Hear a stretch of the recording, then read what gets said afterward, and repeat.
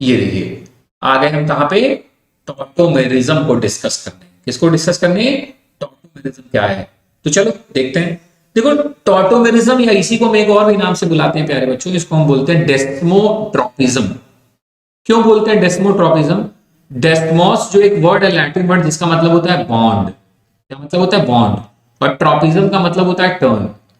इसमें जो बॉन्ड है वो आपस में टर्न हो जाते हैं, मतलब मैं कह सकता हूं कि टू एंड फ्रो मोशन होता है ना। एक जगह से बॉन्ड टूट के एक जगह आता है, एक जगह से एक एटम दूसरी जगह चला जाता है। मैं अभी आपको दिखा रहा हूं, परेशान मत हो, है ना। इसको डेस्मोट्रोपिज्म का मतलब ये था, इसलिए बोला। इसको इसको इंट्रोड्यूस किसने किया था? लार नाम के साइंटिस्ट ने, LAAR, है ना। क्लियर हुआ? कह रहा है टॉटोमर्स में होता क्या है, ऐसे कंपाउंड जिनके मॉलिक्यूलर फॉर्मूला क्या हो, सिमिलर हो, बट डिफरेंट स्ट्रक्चरल फॉर्मूला हो। क्यों हो? Due to wandering nature of active hydrogen between two atoms. Hydrogen क्या कह रहा है, एक मोनोवैलेंट एटम से एक पॉलीवैलेंट एटम की तरफ स्विच कर रहा है।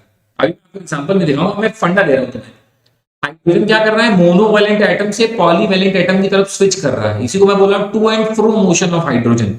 क्या हो रहा है? To and fro motion of hydrogen हो रहा है, भाग रहा है, टू एंड फ्रो मोशन कर रहा है, भाग रहा है। ठीक है, कहां से कहां? मोनोवैलेंट से पॉलीवैलेंट की तरफ। ठीक, पक्का समझ में आ रहा है टॉटोमेरिज्म? इसी को हम और भी नाम से बुलाते हैं प्यारे बच्चों, इसको बहुत नाम से बुलाते हैं।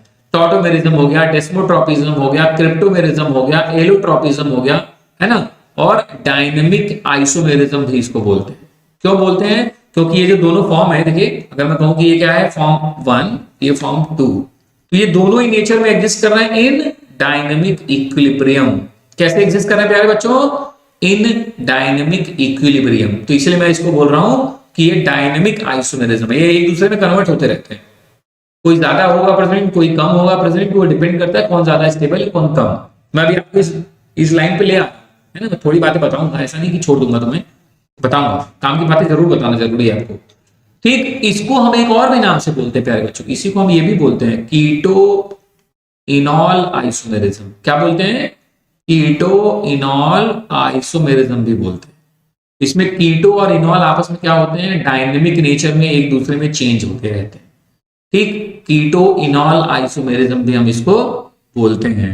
यहाँ पे एक स्ट्रक्चर जब दूसरे स्ट्रक्चर में चेंज हो रहा है, डायनेमिक मूव कर रहा है एक दूसरे में, तो यहाँ पे क्या चीज होती है, वो उसको हम बोलते हैं 1,3 हाइड्रोजन माइग्रेशन होता है। बस तुम्हें यही समझना है कि इस लाइन का मतलब क्या है, बस आप समझ लो, टॉटोमेरिज्म समझ जाओगे। ठीक, 1,3 हाइड्रोजन माइग्रेशन होता है। ये है तुम्हारा 1 प्यारे बच्चों, ये है तुम्हारा 1, ये है तुम्हारा 2, ये है तुम्हारा 3। 1 से जो हाइड्रोजन है वो कहां आता है, 3 वाले के पास, और 2 और 3 के बीच में जो डबल बॉन्ड है वो बन जाता है 1 एंड 2 के बीच में। यही हर बार होगा प्यारे बच्चों, यही काम हर बार होगा। 1 से 3 पे हाइड्रोजन आएगा, और जो 2 एंड 3 के बीच में मल्टीपल बॉन्ड था, डबल बॉन्ड, वो चला जाएगा 1 एंड 2 के बीच में। ये क्यों हो रहा है, ये तो बड़ी बेसिक बात है, आप समझ लो। देखो पहले डबल बॉन्ड से जुड़ा था, जैसे इसके पास एक H आ जाएगा तो ऑक्सीजन को 2 ही बॉन्ड तो बनाना था, तो एक H से बना लिया तो अब उधर एक ही रखेगा, तो अपना एक बॉन्ड कहां भेजेगा? चूंकि यहां से H आया था, उसकी वैलेंसी कम हो गई होगी, तो ये डबल बॉन्ड वहां जाके बन जाए, है ना। मैं दिखा रहा हूं तुम्हें, समझो। ये नीचे स्ट्रक्चर देखो, समझाता हूं तुम्हें। 1 2 3 ढूंढो, ये क्या है 1, ये क्या है 2, ये क्या है 3। यहां से एक H आया O के पास, और ये मल्टीपल बॉन्ड चला गया, डबल बॉन्ड चला गया। यहाँ स्ट्रक्चर क्या बना, सोच के देखो। यहाँ पहले 3 H थे, एक तो चला गया, अभी बचा CH2। OH के पास आ गया तो ये हो गया OH, और डबल बॉन्ड यहां से यहां चला गया तो यहां बन गया डबल बॉन्ड, है ना। इस स्ट्रक्चर को प्यारे बच्चों बोलते हैं कीटो, इस स्ट्रक्चर को क्या बोलते हैं, इनॉल। सवाल तो तुम्हारे जहन में आया होगा, क्यों बोलते हैं सर, है ना। तो देखो बताता हूं तुम्हें। एक्चुअली ये जो कीटो इनॉल वाला कॉन्सेप्ट है वो किससे रिलेट होता है, कार्बोनिल कंपाउंड से। किससे रिलेट होता है प्यारे बच्चों, कार्बोनिल कंपाउंड। और केमिस्ट्री में हम कार्बोनिल कंपाउंड उन्हीं को बोलते हैं जहां C और O के बीच में क्या प्रेजेंट हो, डबल बॉन्ड प्रेजेंट हो। ठीक, तो अब नोटिस कर दो, तुम्हें दिखेगा यहाँ C और O के बीच में क्या है, डबल बॉन्ड, इसलिए इसको हमने बोला कीटो स्ट्रक्चर, कीटोन से मिलता जुलता है। इसको इनॉल क्यों बोला, डबल बॉन्ड है तो इन, एक मिनट में दिखेगा नहीं, डबल बॉन्ड है तो इन, और फंक्शनल ग्रुप देखो OH है, कीटोन से OH हो गया तो ऑल, इसलिए इसको हम क्या बोलते हैं, इन ऑल, इनॉल। एक साथ क्या लिख दिया, इन ऑल, ठीक, क्लियर है?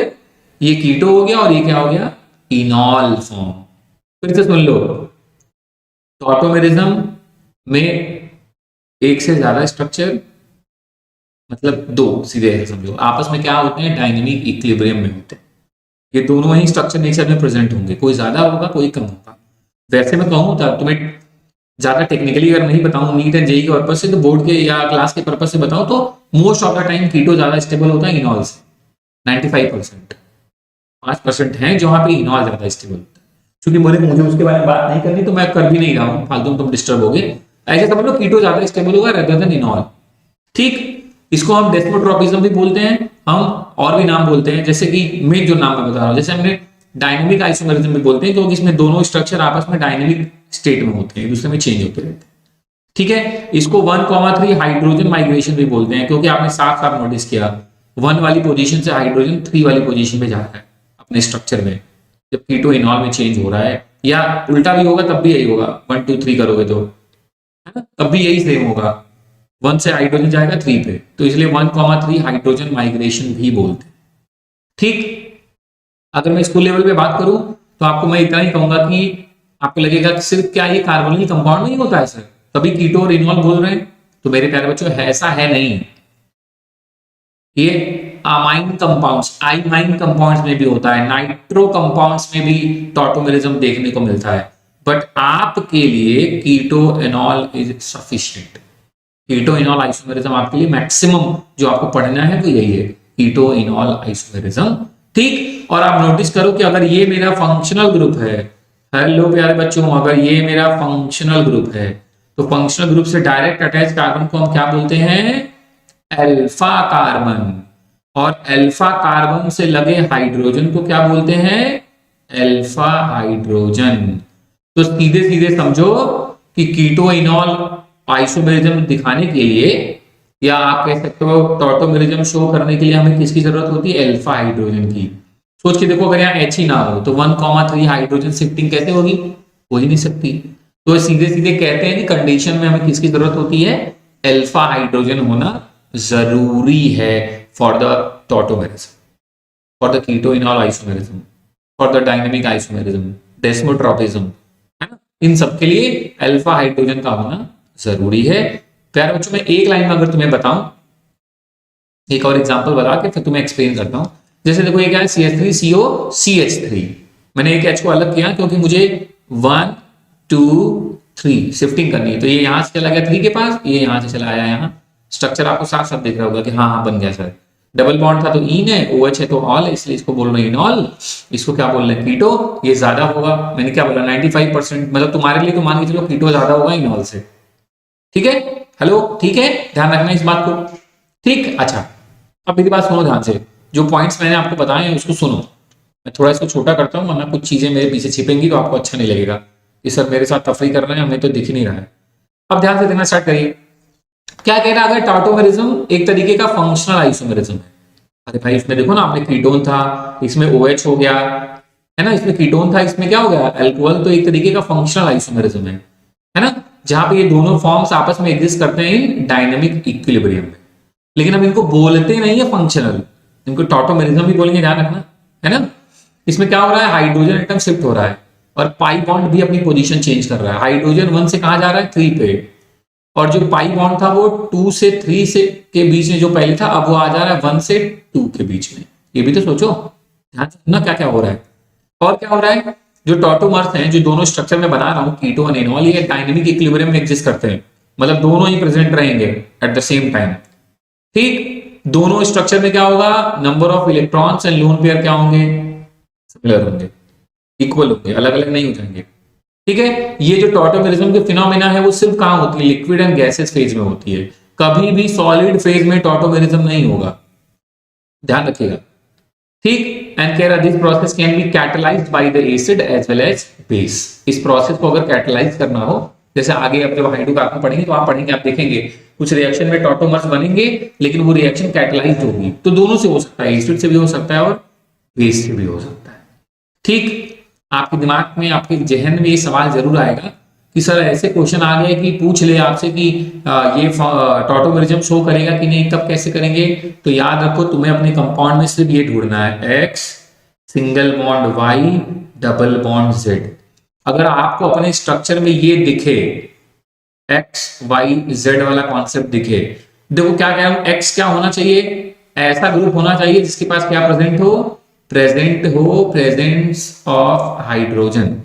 उसके पास हाइड्रोजन प्रेजेंट होना चाहिए, हाइड्रोजन प्रेजेंट होना चाहिए, सिर्फ एच नहीं होना चाहिए, नॉट ओनली हाइड्रोजन, हाइड्रोजन किसी एटम के साथ लगा होना चाहिए। एक्स की कंडीशन ये है।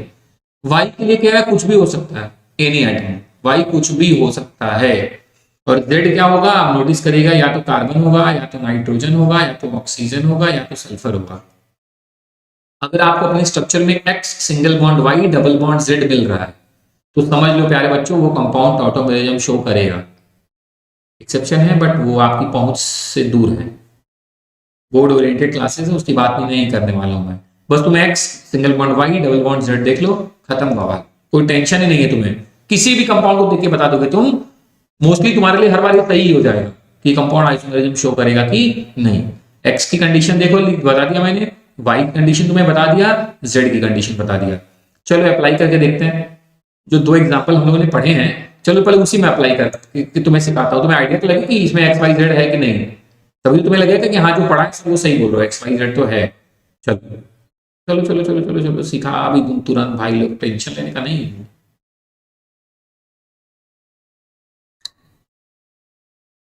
एक सेकंड, बस बस बस। चलो, मैंने कहा क्या ये कंपाउंड टॉटोमेरिज्म शो करेगा? आपने बोला सर थोड़ा सा रुकने का, एक्स वाई जेड ढूंढो। ये तो क्लियर हो गया कि ये वाई है, ये जेड है। भाई डबल बॉन्ड वाले तो मिल गए, एक्स कहां जाऊं, इधर? अरे नहीं सर, आपने बोला था नॉट ओनली हाइड्रोजन, तो इधर जाना पड़ेगा, ये तुम्हारा एक्स है।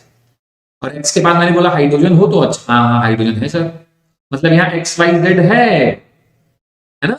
तो बस एक्स से जेड के पास एक्स जाएगा, और जो वाई एंड जेड के बीच में डबल बॉन्ड था वो इधर चला आएगा। अरे एक्स वाई जेड मतलब 1 2 3, बस 1 एंड 2 डबल बॉन्ड 3, यही वाला तुम ढूंढ रहे हो, एक्स वाई जेड है ना, यहाँ पे दिखाएगा। ठीक, कोई दिक्कत नहीं, पक्का सीख गए ना? हेलो, कोई दिक्कत? तो सीखी तब क्या टेंशन है ना, ठीक है। अच्छा, मान लो तुम्हें ये वाला स्ट्रक्चर दे देता, कहता है इसका टॉटोमर बनाओ, तो चेक करो उसमें एक्स वाई जेड है कि नहीं। ये तो क्लियर है वाई, ये तो क्लियर है जेड, अरे जेड होना चाहिए ना, सी भी हो सकता है जेड तो।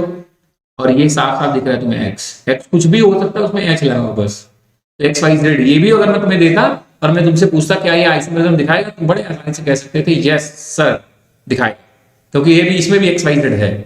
अगले में देखो, अगले में भी तो साफ करूं थोड़ा, क्रॉस चेक कर लो तुरंत प्रैक्टिस के साथ, तुम्हें ये टेंशन ना रहे कि हाँ जो सीखा है वो अप्लाई ही नहीं किया। सब कर लिया मेरे लाल, ये भी लो। तब तक मैं इरेज कर रहा हूँ तो कुछ लोगों का दिमाग चल गया होगा कि सही बोल रहे हैं सर, इसमें भी एक्स वाई जेड है। एक्स वाई जेड है कि नहीं? देखो ये तो क्लियर है, ये वाई है, ये जेड है, इसमें तो कोई बट है ही नहीं, वाई एंड जेड के बीच में डबल बॉन्ड होना था, हो गया। जेड तुम्हारा सी एन ओ और एस में से कुछ होना था, वो भी है। वैसे कुछ भी हो सकता है, बट आपको जितने भी एग्जाम्पल मिलेंगे इन्हीं चारों में से कुछ मिलेंगे, पक्का है। एक्स, सर एक्स इधर भी ले सकते हैं, सर एक्स इधर भी ले सकते हैं, दोनों में से कुछ भी ले लो। चलो इन्होंने एक्स अपने स्ट्रक्चर में इन्होंने से इधर से लिया, तो बस एक्स से यहाँ एक्स पे इधर मारो और यहाँ से डबल बॉन्ड चला जाएगा, बन गया स्ट्रक्चर, है ना। या इसी को ले लो, एक्स वाई जेड है कि नहीं, ये वाई है ये जेड है ना, ये तुम्हारा हो गया एक्स।